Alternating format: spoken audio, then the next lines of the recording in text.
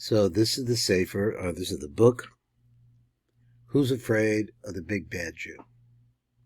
Learning to love the lessons of Jew hatred. Now, in the last, I really wanted to get to this much earlier, but, one thing or another, everything gets pushed off.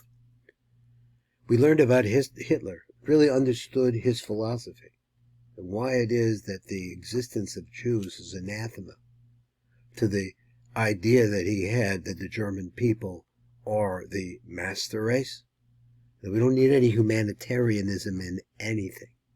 And he identified that it's a Jew that's the problem. That if you eliminate the Jews, there will be a straight path for the Russians, for the German people, the Aryan people, to manifest themselves. This book is written by a correspondent, a person who made many different videos, by Rabbi Raphael. So let's see what he has to say here as we continue on. Look out for that. This is called the disruptors, the dual recognition of Jewish impact. So you have to understand there's a reason for the hate, and we really would appreciate your comments. I never say this. I see that everybody on the internet always says this. And I used to get comments, a lot of them, but now it's more like, actually, I just say whatever I say and don't get too many comments. But if we can get some comments, it would be great. God said to Abram, "Go forth from your native land and from your father's house to the land that I will show you. I will make you a great nation, and I will bless you. I will make your name great, and should be a blessing. I will bless those who bless you, and curse the ones who curses you. And all the families of the earth shall be blessed through you." Now, this is a prophecy stated in the book of Genesis. He begins with Rabbi Shor, goes back, and he starts with Hitler again. Hitler's main charge against the Jews was that they were disrupting the world on a massive scale. On reflection, this was not a delusional perception. My research led me to an unsettling conclusion. Hitler was right. Now, what did Hitler say? That we were disrupting the world. I recognize that this statement is disturbing, and I have no doubt we all have a strong impulse to recoil at the idea that someone so evil was correct. Too much impact from the Jewish people.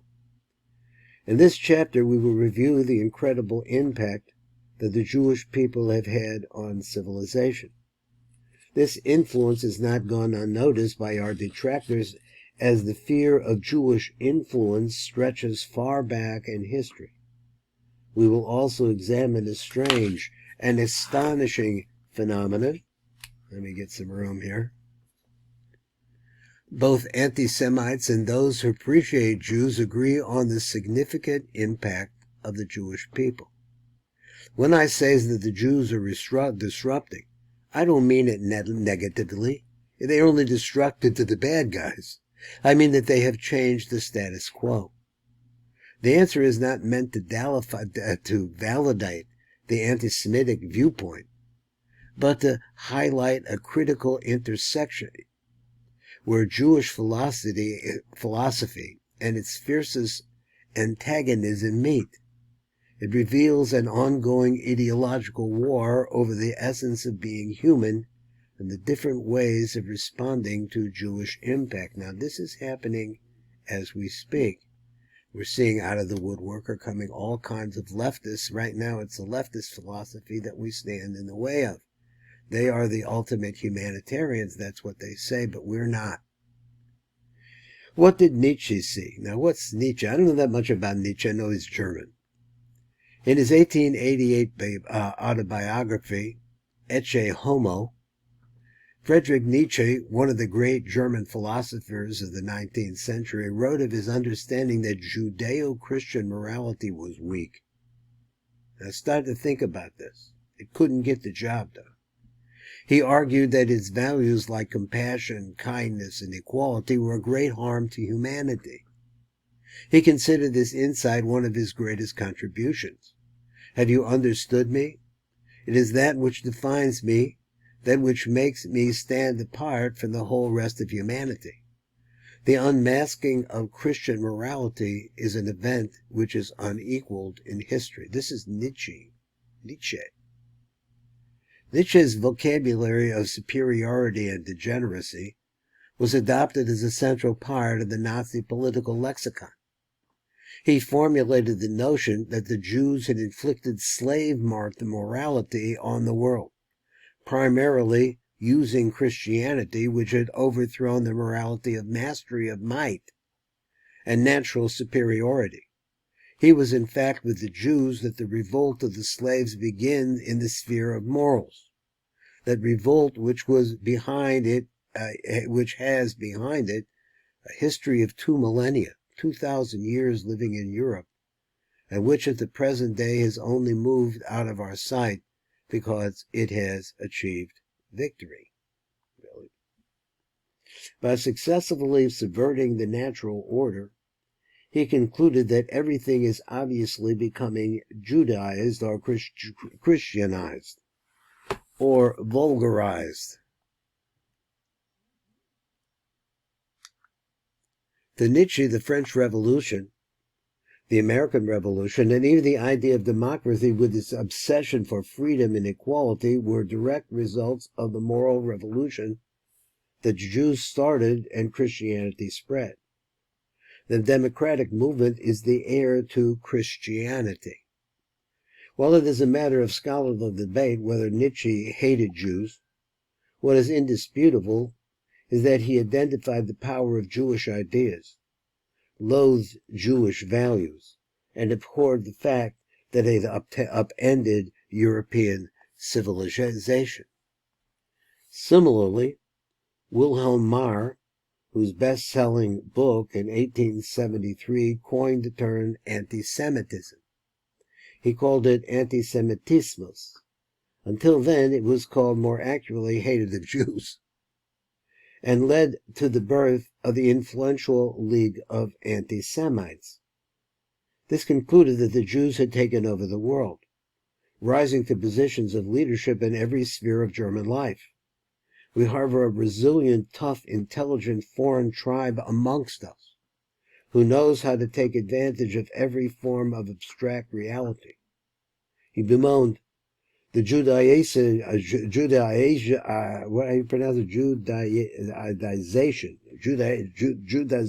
of the Germanic world. We made their world more Jewish. Writing in The Victory of Judaism and Germandom, over a decade before Hitler was even born, Marr said that not individual Jews, but the Jewish spirit that we carry around and Jewish consciousness have overpowered the world. German anti-Judaism, from Nietzsche to Hitler, was founded on the idea that the Jewish worldview had transformed everything. The fundamental crime of the Jews was not so much the smear that they wanted to control the world, but their values, success, and way of thinking were influencing and even dominating Europe. The fear of Jewish victory seemed at first blush paranoid and irrational, but they were all seeing was Jewish influence. Now he writes like this. What did regular Germans see? Regular Germans, the Volk, were also seeing Jewish influence in a myriad of other ways. For example, more than half of German doctors joined the Nazi Party early. For them, what the Nazi movement offered was quite clear. There would be no more Jewish doctors for them to compete with. For example, so he says the fear of Jewish doctors had a long history. During medieval times, church decrees had banned Jewish doctors from treating non-Jewish patients. The University of Vienna in 1610 claimed that Jewish physicians killed over every 10th Christian patient. And Martin Luther, the German father of Protestantism, warned if that is, the Jews could kill us, they would gladly do so. Aye, and often do it, especially those who profess to be physicians. In pre-World War II Weimar Germany, every effort to keep Jews out of medicine ultimately failed. In 1907, 6% of German doctors were Jewish, but by the time the Nazis took power in 1933, almost half of Berlin's doctors were Jewish, despite the Jewish community comprising only 2.5% of the capital's population.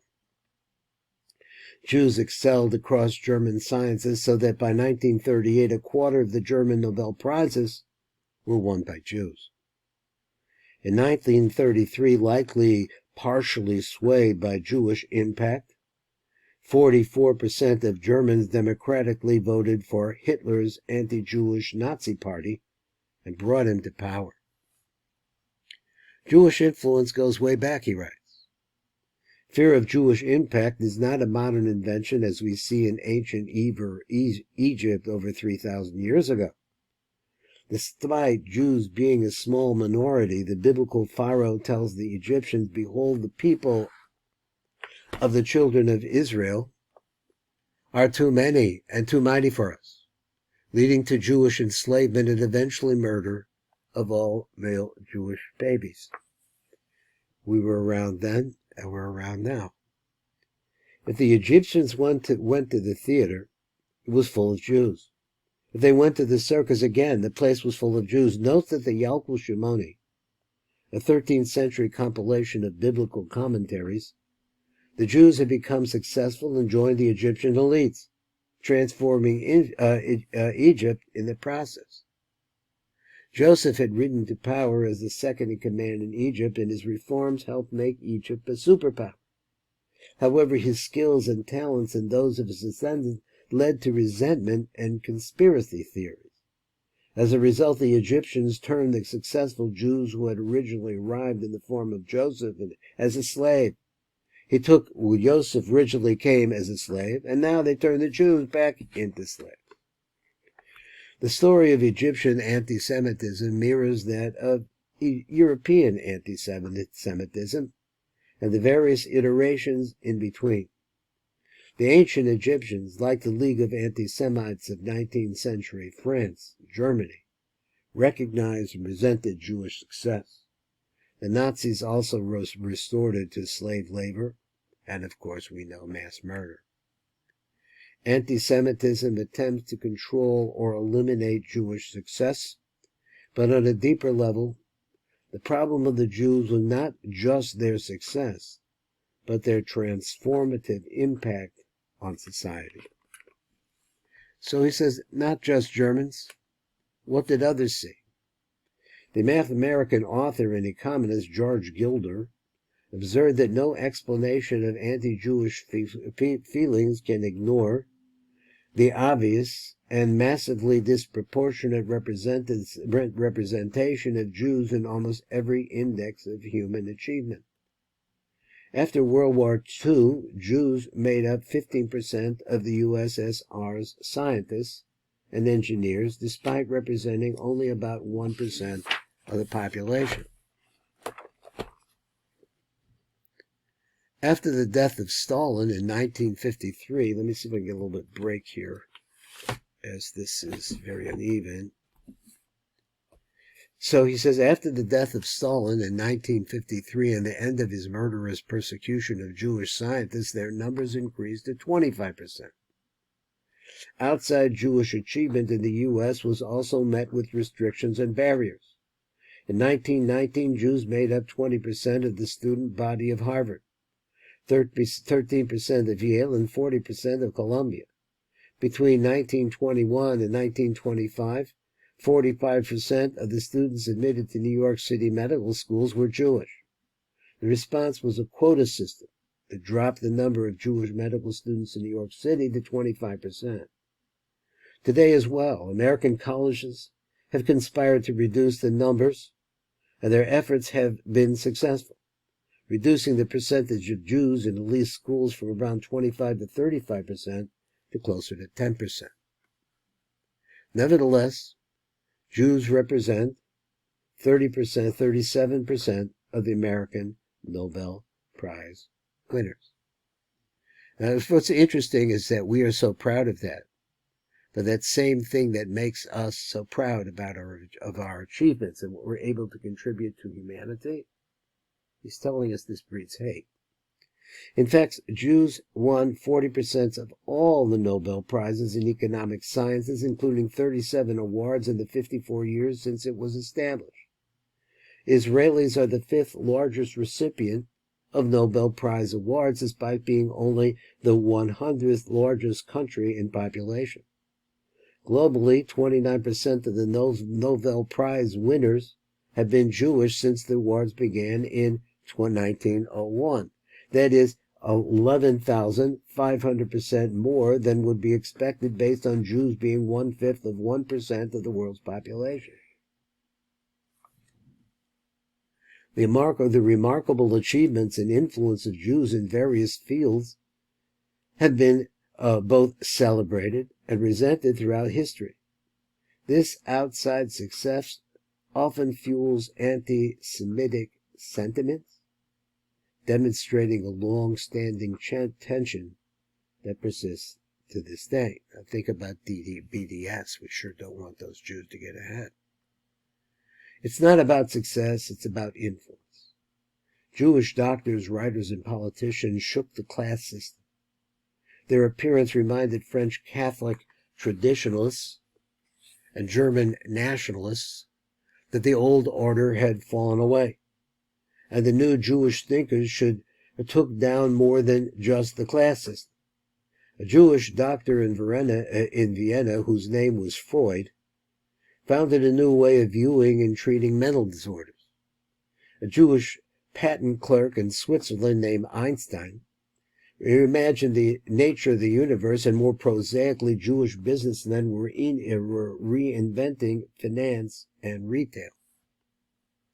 Karl Marx, the grandson of a rabbi, but loathing all things Jewish, would help birth the ultimate anti-capitalist movement, communism.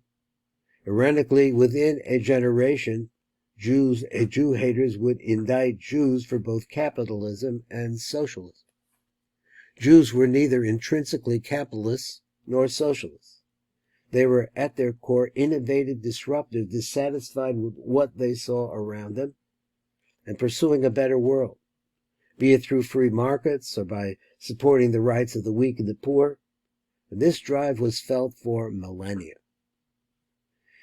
When let's go way back. When Emperor Marcus Aurelius of Rome visited Israel 2,000 years ago, he remarked, "Oh, Marco Mani, Kadi." What does that mean? Let's read again. "Oh, Marco Mani Kadi and Samartai," German tribes that Aurelius had warred with. "At last I have found people more restless than you." The Roman philosopher Seneca would complain that so many had adopted the Sabbath that the customs of this most base people have so prevailed that they are adopted in all over the world, and the conquered have given their laws to their conquerors. That is, the Jews, the laws of humanity, the laws of the Torah. Like Hitler and Mars, Seneca was complaining that the Jewish ideas had proved too compelling. This was a big problem. This is the development of what came a couple centuries later in Christianity, because it has to be something better than Judaism.